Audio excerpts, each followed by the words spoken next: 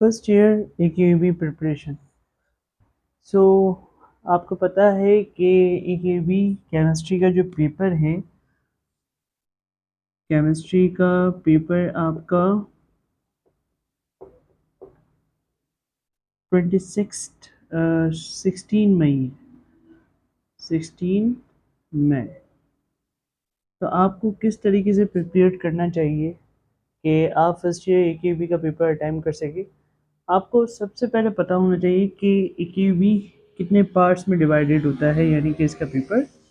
तो एक paper number 1 होता है, पेपर 1 सिर्फ MCQs बेस्ड है। MCQs की आप प्रिपरेशन करने 50% पेपर का जो वेटेज है वो MCQs पे डिपेंड करता है, 50% वेटेज। तो आप MCQs की प्रिपरेशन करें। MCQs की प्रिपरेशन आप पास्ट पेपर से कर सकते हैं, पास्ट पेपर। इसके अलावा नेट पे बहुत सारा रिसोर्स पड़ा हुआ है MCQs का, आप वहाँ से इसकी प्रिपरेशन कर सकते हैं। टोटल हमारे पास 12 चैप्टर्स हैं और 12 चैप्टर्स जो है वो हमारे पास डिवाइडेड हैं। कुछ CRQ बेस्ड होते हैं, कुछ ERQs बेस्ड होते हैं। तो 50% वेटेज आपका हो गया MCQs का। पेपर 2, जब पेपर 2 में आते हैं हम, तो पेपर 2 जो है वो डिवाइड होता है CRQ एंड ERQs में।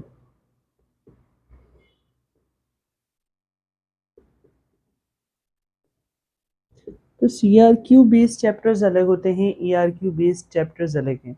जैसे कि ये बात याद रखें कि MCQs में हमारे पास 3 ऐसे चैप्टर हैं वो सिर्फ MCQs बेस्ड है। सॉलिड,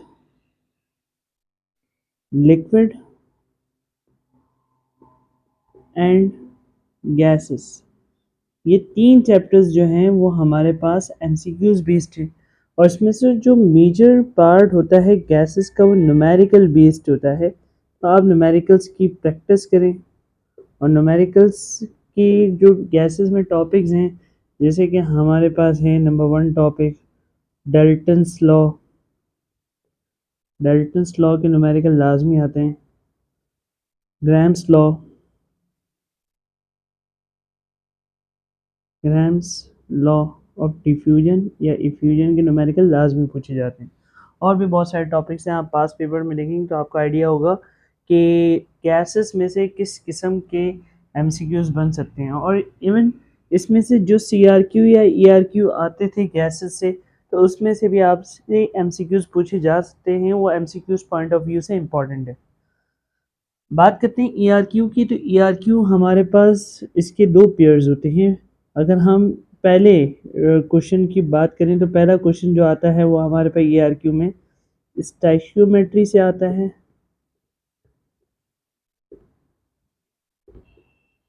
स्टेशियोमेट्री। और इसका जो दूसरा पेयर बन रहा होता है वो होता है इलेक्ट्रोकेमिस्ट्री। न्यू पेपर पैटर्न के अकॉर्डिंग जो है, आप स्टेशो इलेक्ट्रो में से कोई एक जो है ERQ अटैम्प्ट करेंगे। और पेपर 2 का जो वेटेज है याद रखिए 35% है। आप इससे पास तो हो सकते हैं बट अच्छे नंबर नहीं ले सकते। अगर आपने अच्छे नंबर लेने हैं केमिस्ट्री में तो आपको MCQs की प्रैक्टिस ज़्यादा रखनी होगी। स्टेशियोमेट्री और इलेक्ट्रोकेमिस्ट्री में से चॉइस आती है, तो मैं आपको ये सजेस्ट करूँगा कि आप स्टेशियोमेट्री की प्रैक्टिस करें।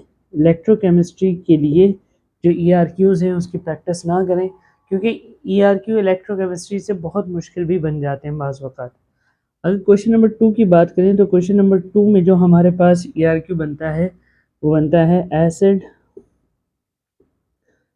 बेसिस एंड सॉल्ट से और सॉल्यूशन एंड कोलाइड से। सॉल्यूशन एंड कोलाइड से। और इसमें से मैं आपको सजेस्ट करूंगा कि आप एसिड, बेसिस एंड सॉल्ट के पार्ट को अटेम्प्ट करें ERQ के लिए और सॉल्यूशन एंड कोलाइड को स्किप कर दें, क्योंकि इसमें भी बहुत मुश्किल मुश्किल क्वेश्चन बन सकते हैं सॉल्यूशन इन कोलाइड में।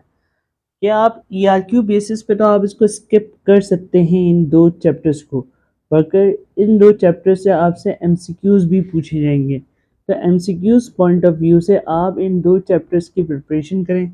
एमसीक्यूज आपसे स्टीशियोमेट्री में भी पूछा जाएगा, इन सॉल्यूशन इन कोलाइड्स में भी पूछा जाएगा।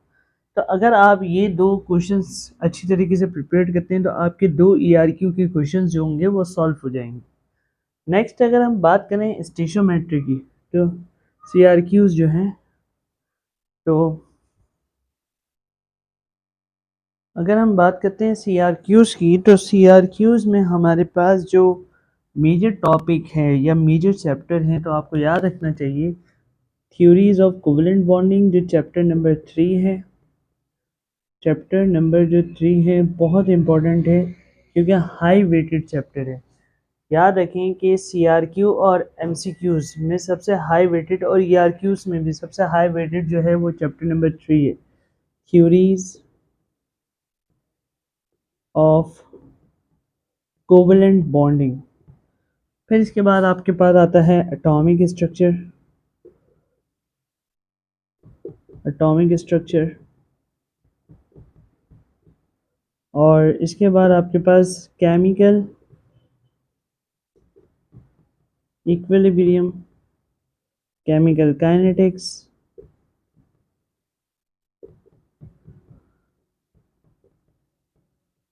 और इस तरीके से आपके पास थर्मोकेमिस्ट्री।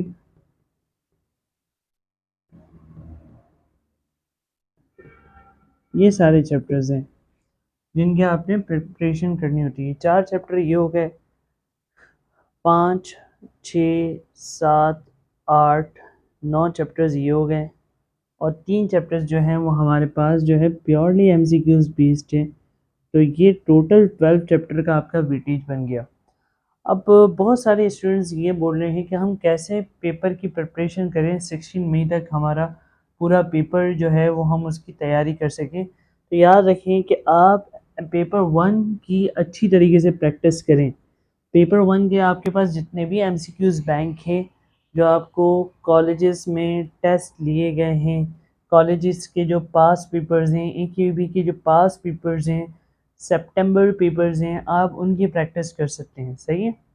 इवन 2021 में और 2022 में जो हमारे पास AQB के पेपर्स हुए हैं, KUEB के जो पेपर्स हुए हैं वो टोटली एमसीक्यूज बेस्ड हैं और इसमें आपसे 100% एमसीक्यूज पूछे गए। तो ये एक आपके पास बहुत अच्छा रिसोर्स है एमसीक्यूज की प्रिपरेशन के लिए।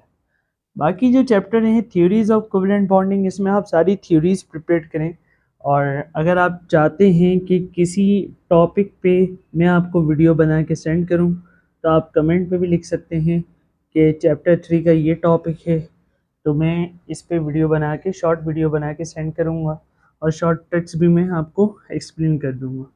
तो ये हमारे पास टोटली EQB की प्रिपरेशन का मेथड होगा जिससे हम अपने पेपर में हाई स्कोरिंग कर सकते हैं। हाई स्कोरिंग के लिए आपको ये पैटर्न भी पता होना चाहिए कि जब आप पैटर्न आपको पता होगा तो आप पेपर में टारगेटेड क्वेश्चंस करेंगे।